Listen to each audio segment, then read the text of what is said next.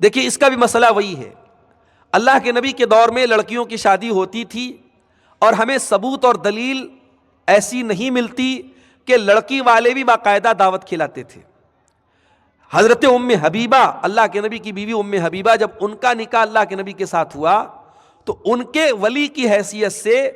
نجاشی جو تھے حبشہ کے بادشاہ، انہوں نے باقاعدہ صحابہ کو دعوت دی تھی۔ تو بعض علماء نے اس سے یہ دلیل پکڑی ہے کہ لڑکی کی شادی میں بھی دعوت دی جا سکتی ہے، مگر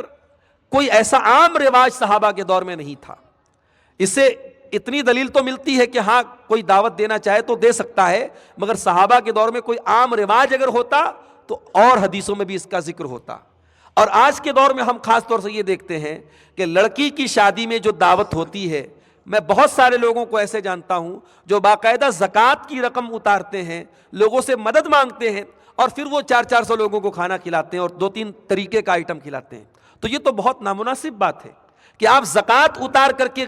اپنی لڑکی کی شادی میں آپ جو ہے دعوت لوگوں کو کھلائیں۔ تو اصل تو یہی ہے کہ شریعت میں لڑکے کے اوپر ولیمہ کی دعوت ہے، لڑکی کے گھر والوں کے اوپر کسی دعوت کی ذمہ داری شریعت نے نہیں ڈالی ہے۔ البتہ اگر کوئی لڑکی کا باپ صاحب حیثیت ہے، اگر وہ اپنے کچھ مہمانوں کو 100-200 مہمانوں کو 300 جو بھی اس کے مہمان ہیں، اگر وہ کھانا کھلا رہا ہے، دعوت دے رہا ہے، تو ہم اس کو ناجائز تو نہیں کہہ سکتے، غلط تو نہیں کہہ سکتے، لیکن اگر اس کو ایک رواج بنا دیا جائے اور ضروری بنا دیا جائے اور اس کی وجہ سے غریب اور مڈل کلاس کے لوگوں کو ہر حال میں دعوت دینی پڑے تو پھر اس دعوت کو بھی ہمیں روکنا چاہیے۔ پھر اس دعوت ابھی بنارس میں باقاعدہ وہاں جو انصاری برادری کے لوگ ہیں تو اس میں ایک تنظیم چلتی ہے، وہاں پہ انہوں نے باقاعدہ ایک قانون پاس کیا ہے کہ اب جو دعوتیں ہوں گی تو بارات نہیں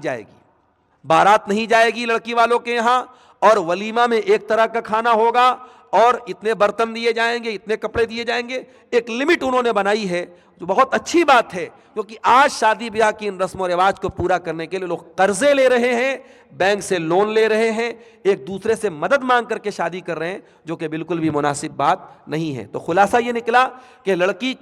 کی شادی کے موقع پر دعوت دی جا سکتی ہے، مگر بہتر نہیں ہے، اس کی ہمیں حوصلہ افزائی نہیں کرنی چاہیے، جہاں تک ہو سکے اس کو روکنے کی کوشش کرنی چاہیے۔ کیوں؟ کیونکہ ایک رواج بن رہا ہے اور اس کی وجہ سے غریب لڑکیوں کی شادی مشکل ہو رہی ہے۔ واللہ اعلم بالصواب۔ تو میرے عزیزوں،